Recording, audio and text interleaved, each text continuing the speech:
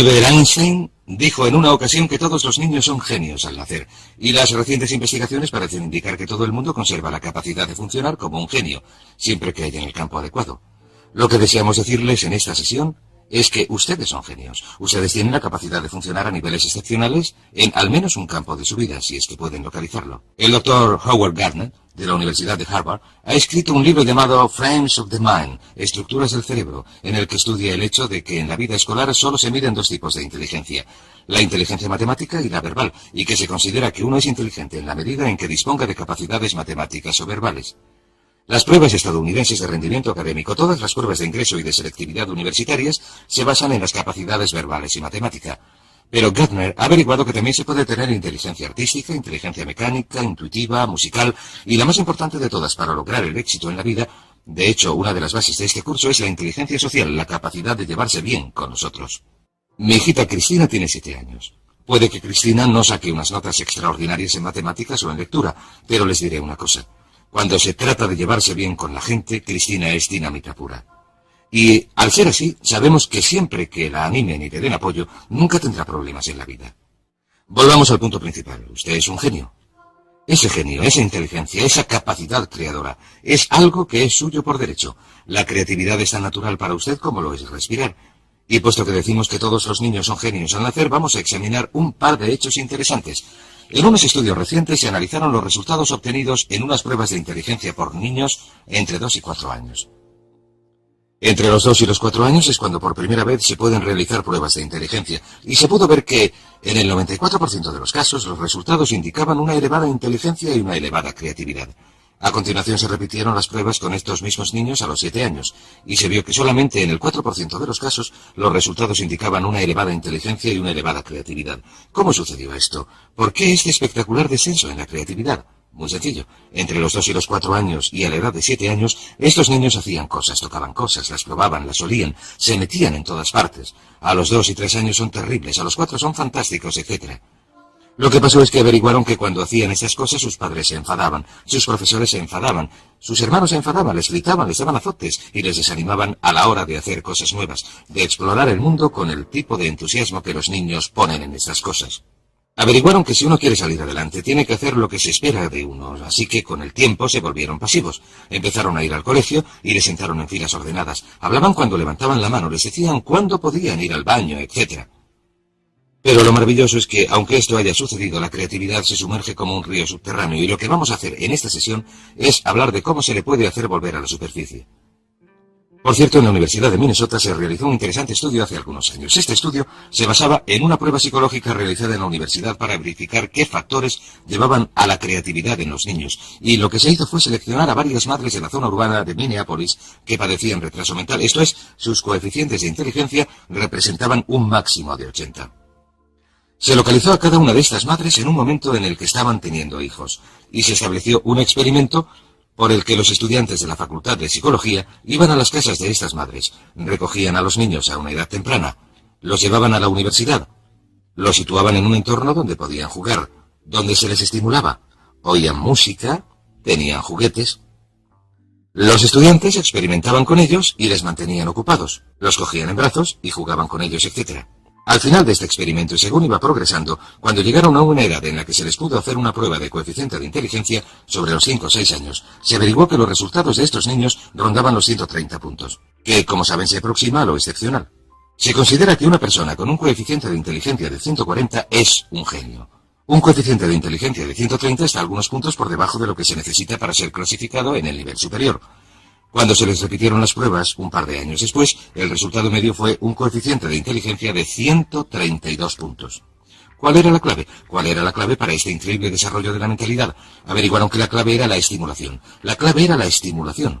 Averiguaron que durante los años iniciales de formación de un niño, el nivel de inteligencia y creatividad que se desarrolla está en proporción directa con la calidad y la cantidad de estimulación que un niño recibe. ¿Qué significa esto para ustedes y para mí? Pues significa que si tienen niños, lo mejor que pueden hacer es suministrarles un entorno que los estimule. Significa que si desean ser una persona muy creadora, lo mejor que pueden hacer para ustedes mismos es suministrarse una dieta que les estimule. Distintos libros, cintas, ideas, personas, situaciones, entornos. Incluso el hecho de utilizar rutas distintas para ir al trabajo tiende a ayudarnos a romper con nuestra rutina y con nuestra zona cómoda y a hacernos pensar de manera diferente. Hay algo conocido como la ley del uso, o un principio denominado la ley del uso. La ley del uso aplicada a un músculo físico dice que, si no se utiliza, se pierde. Si no se utiliza un músculo durante un periodo de tiempo, se atrofia y no se puede utilizar. La ley del uso también se aplica mentalmente a su nivel de creatividad. Dice que si uno no utiliza su creatividad, ésta se atrofiará al igual que lo haría un músculo. Pero una cosa maravillosa que hemos averiguado, en un caso tras otro, es que si uno empieza a poner a prueba su creatividad, si empieza a exigirle cosas al igual que lo haría con un músculo si empezara a levantar pesos, si empieza a exigirle cosas, empezará a entrar en acción, empezará a hacerla moverse y, si lo prefiere, a estimularla con nuevas ideas y pensamientos. Así que la clave consiste en empezar a estimular su mente alimentándola con todo tipo de cosas que hagan que rompa con la rutina habitual. Hay otro aspecto interesante de la creatividad que resulta importante: el lenguaje. Una de nuestras averiguaciones consiste en que una de las correlaciones más estrechas en nuestra sociedad, la correlación directa con el éxito en cualquier campo, es la que existe entre el éxito y el conocimiento verbal.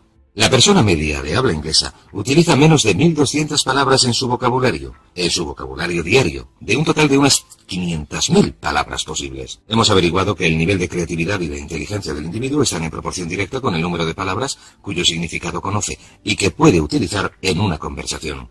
Por cierto, existen dos tipos de palabras: las que nunca se utilizan en la conversación, las que solamente se leen, pero también existen las que utilizamos continuamente en la conversación. La persona media solamente emplea 1.200. El niño medio, hasta los 5 años de edad, aprende a identificar y conocer el significado de unas 5.000 palabras. El adulto medio aprende 5.000 palabras al año, de modo que cuantas más palabras se aprendan, más creador se hace el individuo. Lo que nos lleva a otra ley, denominada la ley de la creatividad. La ley de la creatividad dice que en la vida actual todo se inicia con las ideas, El éxito, el progreso, la felicidad, la prosperidad, el desarrollo de la vida de uno, dependen directamente de la calidad y cantidad de ideas que se desarrollen. Y lo que es sorprendente, si uno se centra en la cantidad de ideas, y yo he dedicado una enorme cantidad de trabajo al pensamiento creador, si uno se centra en la cantidad de ideas, se dará cuenta de que la calidad de las ideas es función de su cantidad. Hay quienes dicen que solamente van a desarrollar unas cuantas ideas. Esta es la gente con miedo al fracaso, con miedo al rechazo. Si uno se centra en generar una elevada cantidad de ideas nuevas que de algún modo mejorarán las cosas, ¿qué es la creatividad? La creatividad es la capacidad de producir mejoras. La creatividad sencillamente consiste en la capacidad de generar mejoras. Cualquiera que sea capaz de producir mejoras es una persona creadora. Si se puede mejorar el modo de controlar al niño, si se puede mejorar el modo de resolver una situación social, si se puede mejorar el modo en que se cocina un plato, se arregla el coche, se trabaja en el jardín, se elabora un plan de marketing, se hace un anuncio, cualquier cosa que haga que algo mejore es un acto creador. No es necesario componer sinfonías o escribir novelas o pintar cuadros. Lo único que hay que hacer es mejorar las cosas. Una serie de pequeñas mejoras puede producir unas diferencias extraordinarias en el rendimiento. De modo que la ley de la creatividad dice que el futuro, el éxito, la felicidad, en muchos casos la longevidad, estarán determinados por la calidad y cantidad de las ideas que uno produce. Pero, ¿qué es lo que controla la creatividad? En mi opinión, 3 cosas. La primera, las experiencias del pasado. Si uno se ha educado en un entorno, especialmente durante la infancia, en el que se le ha animado a pensar con creatividad, entonces será una persona creadora. A nuestros hijos, desde luego, hagan lo que hagan, siempre les decimos lo inteligentes que son, lo creadores que son, lo interesantes que son, lo divertidos que son. Y cuando están cerca de nosotros, siempre hablamos delante de ellos de lo creadores y listos que son nuestros hijos. Así que nuestros niños creen que son pequeños genios. Y probablemente, puesto que son nuestros hijos, no andan muy equivocados. En segundo lugar está el hecho de que el autoconcepto de un adulto con respecto a la creatividad es muy importante. ¿Se considera usted una persona creadora? Pues bien, como dijo Henry Ford, y ya lo hemos comentado antes, tanto si cree que lo es, parafraseando sus palabras, como si cree que no lo es, tendrá razón. Si su autoconcepto consiste en que se dice, creo que soy una persona creadora, esto es lo que se convertirá en su realidad. La mayoría de la gente cree que no son especialmente creadores sencillamente porque no han puesto a prueba sus capacidades creadoras desde hace tiempo. El tercer campo que determina su creatividad es su entorno actual. Si usted está en un entorno que fomenta la creatividad, que fomenta las ideas nuevas, verá que se le ocurren ideas. Tom Peters, en su libro In Search of Excellence, Buscando la Excelencia, dice algo estupendo. Dice que si les dejáramos, la gente nos ahogaría en ideas. Dice que las empresas más prósperas son aquellas donde continuamente se genera una enorme calidad y cantidad de buenas ideas. Dice que el éxito comercial está en proporción directa con la cantidad de ideas buenas o nuevas, o de ideas nuevas para producir mejoras. Así que examinen esos 3 puntos, estudien cuál fue su experiencia pasada con sus padres. En mi caso, mis padres me desanimaron de cualquier idea que pude tener en cuanto a hacer algo que no fuera exactamente lo esperado, porque mis padres eran una gente con muchos temores. Vivieron la depresión y la Segunda Guerra Mundial, etc. Mi autoconcepto me decía que no tenía ninguna creatividad y mi entorno en muchas situaciones era del tipo en el que había que hacer lo que se esperaba de uno para salir adelante. Pero si empezamos a desprendernos de estas cosas, si empezamos a darnos cuenta de que somos creadores, entonces empezamos a hacer que esto se convierta en nuestra realidad. Ahora bien, existen dos tipos de personalidades, lo que llamamos la personalidad mecánica y lo que llamamos la personalidad adaptable. La principal diferencia entre estos dos tipos consiste en que la personalidad mecánica es rígida y la personalidad adaptable es flexible. La personalidad mecánica tiende a ser dogmática. En otras palabras, quienes la tienen dicen tajantemente que las cosas son de una manera, hacen declaraciones que podríamos definir como en blanco y negro. Todo es sí, no, arriba, abajo, blanco, negro. Son casi absolutistas. La declaración de un absolutista es esto es así absolutamente. La persona adaptable tiene una mentalidad abierta. Siempre está dispuesta a considerar distintos enfoques. Se dan cuenta de que una pregunta nunca queda contestada, así que siempre están preguntando. Siempre están haciendo más preguntas. Dicen cosas como ¿qué os parece esto? ¿Qué os parece si hacemos aquello? ¿O por qué no probamos esto? O esa podría ser otra idea. Y tienden, si lo prefieren, a ser fluidos. Si se plantea una idea nueva, si acaban de tomar una decisión y se plantea una idea nueva, dejan la primera y adoptan la segunda. Son muy flexibles. Y verán que las personalidades adaptables son las personalidades con más éxito, las más felices. De hecho, existe una relación directa entre un amor propio reducido y la falta de seguridad. Falta de seguridad. La gente recurre a su inseguridad. Y la gente con un elevado amor propio con seguridad, los que están satisfechos consigo mismos, están dispuestos a cuestionar las ideas. De modo que pregúntense en qué lugar del gráfico se sitúan ustedes en cuanto a tener una personalidad mecánica o adaptable. Y he aquí 4 preguntas fáciles que se pueden hacer, 4 maneras fáciles de analizarse. Pregúntense lo siguiente: ¿con qué facilidad en una escala de 1 a 10 pueden hacer una de estas manifestaciones? Número 1. ¿Con qué facilidad pueden decir me he equivocado, no tenía razón? Me he equivocado, no tenía razón. Verán, las personas adaptables, las personas flexibles y fluidas están dispuestas a reconocer que se han equivocado, y las personas mecánicas, o si lo prefieren, rígidas, son las que no pueden admitir que se han equivocado, de modo que lo que hacen es esforzarse por ocultar su error. Trabajan mucho para defenderse y proteger sus errores en lugar de decir me he equivocado. Una vez que uno ha dicho me he equivocado, no hay nada que discutir, entonces uno se puede dedicar a hallar la solución. He aquí otra manifestación. ¿Con qué facilidad, en una escala de 1 a 10, pueden decir he cambiado de opinión, es verdad, antes me parecía buena idea, pero he cambiado de opinión? La capacidad de cambiar de opinión es el distintivo de una persona flexible. ¿Con qué facilidad pueden decir no lo sé, en una escala de 1 a 10? Si alguien, un hijo, un padre, un jefe, les hace una pregunta, ¿con qué facilidad pueden decir no lo sé? O manifestación final, ¿con qué facilidad pueden decir necesito ayuda, no lo puedo hacer yo solo, no tengo la capacidad suficiente, necesito que alguien me ayude, necesito ayuda, he cambiado de opinión, no lo sé? Estas son las manifestaciones que hace una persona flexible. Muy bien, estudiemos otro par de aspectos de la creatividad. Tenemos la ley del uso, tenemos la ley de la creatividad. Sabemos que el lenguaje y el vocabulario están directamente relacionados con esta. Sabemos que el autoconcepto es parte esencial de la creatividad, que cuanto más se gusta uno a sí mismo, cuanto más cree uno en sí mismo, más probabilidades tiene de ser creador. Así que el siguiente punto es preguntar. Sencillamente, la capacidad de hacer preguntas. Cuanto más dispuesto esté uno a hacer preguntas una y otra vez, cuanto más dispuesto esté uno a decir qué pasaría si lo hiciéramos de otro modo, qué pasaría si cambiáramos, qué pasaría si hiciéramos lo contrario de lo que estamos haciendo, qué pasaría si hiciéramos más, si hiciéramos menos, si dejáramos de hacerlo por completo, estas son las preguntas de una persona creadora. Ahora bien, como ya he dicho, usted es un genio.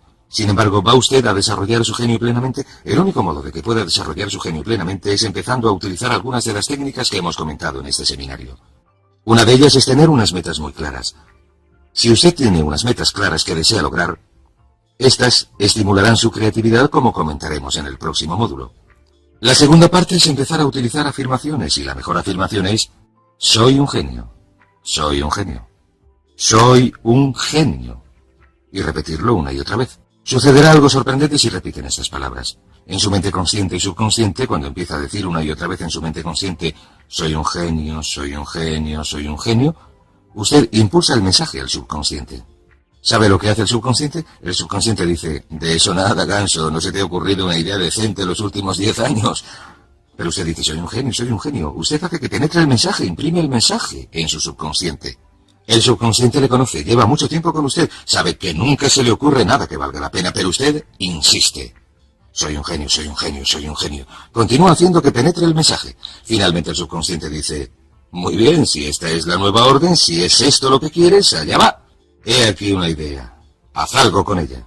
Y en medio de una conversación, cuando uno está hablando de un problema, de repente se le ocurre una idea y alguien dice, caray, qué buena idea. Y usted contesta, claro, ya sabes, soy un genio. Y le repiten, sí, es una idea bastante buena. Y verá que se convertirá en un genio en la medida en que acepte la creatividad innata. Es como si viviera en un terreno y debajo de ese terreno hubiera un enorme depósito de genio. Y cuando afirme algo una y otra vez irá perforando más y más hasta llegar a un punto, al afirmar y visualizar, a un punto en que alcance este depósito de genio y el genio empiece a manar como si fuera un pozo de petróleo. Y cuando empiece a fluir, les diré lo más sorprendente, cuando empiece a fluir, diremos por qué funciona esto en un momento, cuando empiece a fluir, se le ocurrirá una idea tras otra. Pues bien, el punto más importante de todo este asunto consiste en entender lo siguiente, que no hay nada que no pueda lograr si explota este genio, que toda productividad y prosperidad se derivan de las ideas y que la fuente de las ideas es inagotable, lo que significa que su potencialidad es inagotable. Significa que no hay límites en cuanto a lo que puedan hacer, o tener, o ser, si desbloquean su creatividad innata, que si repiten una y otra vez, soy un genio, soy un genio, soy un genio, soy un genio, y a continuación esperan confiadamente. En el momento preciso en que la necesiten, se les presentará la respuesta precisa en la forma precisa que deseen.